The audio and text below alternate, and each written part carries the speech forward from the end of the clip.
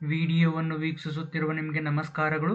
SATS ನಲ್ಲಿ ಯಾವ ರೀತಿಯಾಗಿ ವಿದ್ಯಾರ್ಥಿಗಳ ಪ್ರಗತಿ ಪತ್ರಿಕೆಯನ್ನ ಪ್ರಿಂಟ್ ತೆಗೆದುಕೊಳ್ಬೇಕು ಅನ್ನೋದನ್ನ ಈ ಒಂದು ವಿಡಿಯೋದಲ್ಲಿ ತಿಳಿದುಕೊಳ್ಳೋಣ. ಈ ಒಂದು ವಿಡಿಯೋ ನಿಮಗೆ ಉಪಯೋಗವೆನಿಸಿದರೆ ಕೆಳಗಡೆ ಇರುವ ಲೈಕ್ ಬಟನ್ ಮೇಲೆ ಟ್ಯಾಪ್ ಮಾಡುವುದರ ಮೂಲಕ ನಿಮ್ಮ ಸ್ನೇಹಿತರೊಂದಿಗೂ ಶೇರ್ ಮಾಡ್ಕೊಳ್ಳಿ. ನಿಮ್ಮ ಶಾಲೆಯ SATS ಅನ್ನು ಲಾಗಿನ್ ಆದ ನಂತರ ನಿಮ್ಮ ಒಂದು ಹೋಮ್ ಪೇಜ್ ಈ ರೀತಿಯಾಗಿ ಡಿಸ್ಪ್ಲೇ ಆಗುತ್ತೆ. ಇದರಲ್ಲಿ ನೀವು ವಿದ್ಯಾರ್ಥಿಗಳ ಪ್ರೋಗ್ರೆಸ್ ಕಾರ್ಡ್ ಡೌನ್ಲೋಡ್ ಮಾಡಿಕೊಳ್ಳಲು ಈ ಮೆನುಗಳಲ್ಲಿರುವಂತಹ student management class 1 to 10 menu ಮೇಲೆ ಕ್ಲಿಕ್ ಮಾಡಿ, ಅದರಲ್ಲಿರುವ CCE ರಿಸಲ್ಟ್ ಮೆನು ಮೇಲೆ ಕ್ಲಿಕ್ ಮಾಡಿ, ನಂತರ ಅದರಲ್ಲಿ ಬರುವಂತಹ generate progress report card menu ಮೇಲೆ ಕ್ಲಿಕ್ ಮಾಡಿ. ಅವಾಗ ನಿಮ್ಗೆ ಸ್ಟೂಡೆಂಟ್ ಪ್ರೋಗ್ರೆಸ್ ರಿಪೋರ್ಟ್ ಕಾರ್ಡ್ ಅನ್ನುವ ಒಂದು ವಿಂಡೋ ಡಿಸ್ಪ್ಲೇ ಆಗುತ್ತೆ. ಇದರಲ್ಲಿ ನೀವು ತರಗತಿಯನ್ನ ಸೆಲೆಕ್ಟ್ ಮಾಡ್ಕೊಳ್ಳಿ. ನಂತರ ಇಲ್ಲಿರುವಂತಹ ಸರ್ಚ್ ಬಟನ್ ಮೇಲೆ ಕ್ಲಿಕ್ ಮಾಡಿ. ಅವಾಗ ನಿಮ್ಗೆ ನೀವು ಸೆಲೆಕ್ಟ್ ಮಾಡಿಕೊಂಡು ಸರ್ಚ್ ಮಾಡಿರುವಂತಹ ತರಗತಿಯಲ್ಲಿರುವ ಎಲ್ಲ ವಿದ್ಯಾರ್ಥಿಗಳ ಪಟ್ಟಿ ಈ ರೀತಿಯಾಗಿ ಡಿಸ್ಪ್ಲೇ ಆಗುತ್ತೆ. ಅಥವಾ ನೀವು ಇಂಡಿವಿಜುವಲ್ ಮಗುವಿನ SATS ನಂಬರ್ ಅನ್ನ ಹಾಕಿ ಸರ್ಚ್ ಮಾಡಿದಾಗ ಆ ಒಂದು ಮಗುವಿನ ಮಾಹಿತಿ ಈ ಒಂದು ಟೇಬಲ್ ನಲ್ಲಿ ಡಿಸ್ಪ್ಲೇ ಆಗುತ್ತೆ. ಈ ಒಂದು ಟೇಬಲ್ ನಲ್ಲಿ ಆ ಇಂಡಿವಿಜುವಲ್ ಮಗುವಿನ ಮುಂದಿರುವಂತಹ ಆಕ್ಷನ್ ಕಾಲಮ್ ನಲ್ಲಿ ವ್ಯೂ ಬಟನ್ ಇರುತ್ತೆ. ಆ ಒಂದು ವ್ಯೂ ಬಟನ್ ಮೇಲೆ ಕ್ಲಿಕ್ ಮಾಡಿ. ಅವಾಗ ನಿಮ್ಗೆ ಆ ಒಂದು ಸ್ಟೂಡೆಂಟ್ ಪ್ರೋಗ್ರೆಸ್ ರಿಪೋರ್ಟ್ ಕಾರ್ಡ್ ಈ ರೀತಿಯಾಗಿ ಡಿಸ್ಪ್ಲೇ ಆಗುತ್ತೆ.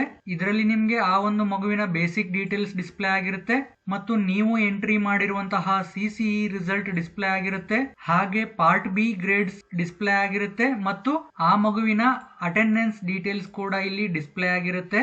ಇಲ್ಲಿ ಡಿಸ್ಪ್ಲೇ ಆಗಿರುವಂತಹ ಮಾಹಿತಿ ಏನಾದ್ರೂ ತಪ್ಪಾಗಿದ್ರೆ ನೀವು ಅದನ್ನ ಅಪ್ಡೇಟ್ ಮಾಡ್ಕೊಂಡ್ರೆ ಮತ್ತೆ ನಿಮ್ಗೆ ಸರಿಯಾದ ಮಾಹಿತಿ ಡಿಸ್ಪ್ಲೇ ಆಗುತ್ತೆ.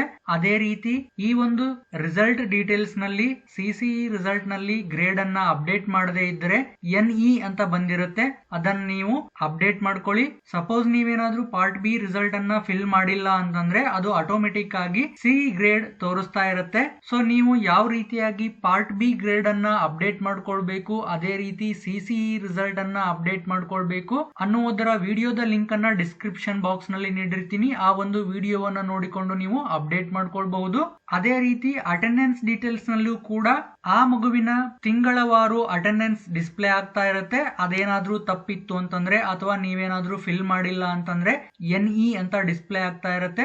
ಅದನ್ನ ನೀವು ಯಾವ ರೀತಿಯಾಗಿ ಅಪ್ಡೇಟ್ ಮಾಡ್ಕೊಳ್ಬೇಕು ಅನ್ನೋದರ ವಿಡಿಯೋದ ಲಿಂಕ್ ಅನ್ನ ಡಿಸ್ಕ್ರಿಪ್ಷನ್ ಬಾಕ್ಸ್ ನಲ್ಲಿ ನೀಡಿರ್ತೀನಿ. ಆ ಒಂದು ವಿಡಿಯೋವನ್ನ ನೋಡಿಕೊಂಡು ನೀವು ಅಪ್ಡೇಟ್ ಮಾಡ್ಕೊಳ್ಬಹುದು. ಈ ಒಂದು ಪ್ರೋಗ್ರೆಸ್ ಕಾರ್ಡ್ ನಲ್ಲಿ ಡಿಸ್ಪ್ಲೇ ಆಗ್ತಿರುವ ಮಾಹಿತಿ ಸರಿಯಾಗಿದೆ ಅಂತಂದ್ರೆ ಈ ಫಾರ್ಮ್ ನ ಕೆಳಗಡೆ ಇರುವಂತಹ ಈ ಒಂದು ಡೌನ್ಲೋಡ್ ಬಟನ್ ಮೇಲೆ ಕ್ಲಿಕ್ ಮಾಡಿ. ಅವಾಗ ನಿಮ್ಗೆ do you want to download ಅನ್ನುವ ಒಂದು ಪಾಪ್ಅಪ್ ಮೆಸೇಜ್ ಬರುತ್ತೆ. ಓಕೆ ಬಟನ್ ಮೇಲೆ ಕ್ಲಿಕ್ ಮಾಡಿ. ನಂತರ ನಿಮ್ಗೆ ಆ ಒಂದು ಮಗುವಿನ ಪ್ರೋಗ್ರೆಸ್ ಕಾರ್ಡ್ PDF ರೂಪದಲ್ಲಿ ಡೌನ್ಲೋಡ್ ಆಗುತ್ತೆ. ಸಪೋಸ್ ನೀವೇನಾದ್ರೂ ಮೊಬೈಲ್ ನಲ್ಲಿ ಡೌನ್ಲೋಡ್ ಮಾಡಿದ್ರೆ ಅದು PDF ರೂಪದಲ್ಲಿ ಬಂದಿರಲ್ಲ, HTML ಫೈಲ್ ಅಲ್ಲಿ ಬಂದಿರುತ್ತೆ. ನಿಮ್ಮ ಮೊಬೈಲ್ ನ ಸ್ಟೋರೇಜ್ ನಲ್ಲಿ ಹೋಗಿ ಆ ಒಂದು ಫೈಲ್ ನ ರೀನೇಮ್ ಮಾಡಿ ನಂತರ .html ಅನ್ನುವುದನ್ನ ತೆಗೆದು ಸೇವ್ ಮಾಡ್ಕೊಂಡ್ರೆ ಅದು PDF ರೂಪದಲ್ಲಿ ಡಿಸ್ಪ್ಲೇ ಆಗುತ್ತೆ ಮತ್ತು ಓಪನ್ ಆಗುತ್ತೆ. ಆ ಒಂದು ಪ್ರೋಗ್ರೆಸ್ ಕಾರ್ಡ್ ಅನ್ನ ಓಪನ್ ಮಾಡಿಕೊಂಡು ಪ್ರಿಂಟ್ ತೆಗೆದುಕೊಳ್ಳಿ. ಪ್ರಿಂಟ್ ತೆಗೆದುಕೊಂಡು ವರ್ಗದ ಶಿಕ್ಷಕರ ರುಜು ಮತ್ತು ಮುಖ್ಯೋಪಾಧ್ಯಾಯರ ರುಜುವನ್ನ ಹಾಕಿ ಆ ವಿದ್ಯಾರ್ಥಿಗೆ ನೀವು ಈ ಒಂದು ಪ್ರೋಗ್ರೆಸ್ ರಿಪೋರ್ಟ್ ಕಾರ್ಡ್ ಅನ್ನ ನೀವು ಕೊಡಬಹುದು. ಈ ರೀತಿಯಾಗಿ ನೀವು ಆ ಒಂದು ಇಂಡಿವಿಜುವಲ್ ಮಗುವಿನ ಮುಂದಿರುವಂತಹ ವ್ಯೂ ಬಟನ್ ಮೇಲೆ ಕ್ಲಿಕ್ ಮಾಡುವುದರ ಮೂಲಕ ಆ ಒಂದು ಪ್ರೋಗ್ರೆಸ್ ಕಾರ್ಡ್ ಅನ್ನ ಡೌನ್ಲೋಡ್ ಮಾಡಿಕೊಂಡು ಪ್ರಿಂಟ್ ತೆಗೆದು ಸಹಿ ಮಾಡಿ ಆ ವಿದ್ಯಾರ್ಥಿಗಳಿಗೆ ಪ್ರೋಗ್ರೆಸ್ ಕಾರ್ಡ್ ಅನ್ನ ಕೊಡಬಹುದು. ಇದಿಷ್ಟು ಈ ಒಂದು ವಿಡಿಯೋದಲ್ಲಿ ಯಾವ ರೀತಿಯಾಗಿ ವಿದ್ಯಾರ್ಥಿಗಳ ಪ್ರೋಗ್ರೆಸ್ ರಿಪೋರ್ಟ್ ಕಾರ್ಡ್ ಅನ್ನ ಡೌನ್ಲೋಡ್ ಮಾಡಿಕೊಂಡು ಪ್ರಿಂಟ್ ತೆಗೆದುಕೊಳ್ಬೇಕು ಅನ್ನೋದನ್ನ ನೋಡಿದ್ವಿ. ಈ ವಿಡಿಯೋ ನಿಮ್ಗೆ ಇಷ್ಟವಾಗಿದೆ ಎಂದು ಭಾವಿಸ್ತೀನಿ. ಇಷ್ಟವಾದ್ರೆ ಒಂದು ಲೈಕ್ ಅನ್ನ ನೀಡಿ ಮತ್ತು ನಿಮ್ಮ ಸ್ನೇಹಿತರೊಂದಿಗೂ ಶೇರ್ ಮಾಡ್ಕೊಳ್ಳಿ. ವಿಡಿಯೋಗೆ ಸಂಬಂಧಪಟ್ಟ ಕ್ವಶನ್ಸ್ ಗಳೇನಾದ್ರೂ ಇದ್ರೆ ಕೆಳಗಡೆ ಕಮೆಂಟ್ ಬಾಕ್ಸ್ ನಲ್ಲಿ ಕಮೆಂಟ್ ಮಾಡಿ. ವಿಡಿಯೋವನ್ನು ಪೂರ್ತಿಯಾಗಿ ನೋಡಿದ್ದಕ್ಕಾಗಿ ತಮಗೆ ಧನ್ಯವಾದಗಳು.